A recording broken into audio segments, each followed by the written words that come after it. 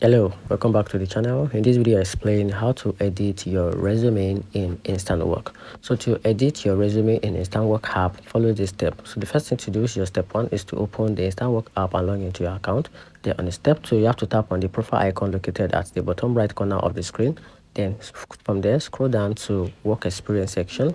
Then from there you have to add a new experience. Tap the plus icon and add experience. Then enter details such as your job title, company name, date of employment, and a brief description of your responsibilities. On step 5, you can also, to edit existing entries, tap on the specific job you wish to update, make the necessary changes and save. Then on the step 6, to delete an entry, select the job and choose the deleted or delete option. Keeping your work experience up to date enhance your profile and increase your chance of being matched with suitable shift. So ensure that all information is accurate and reflects your current skills and experience, and that's it.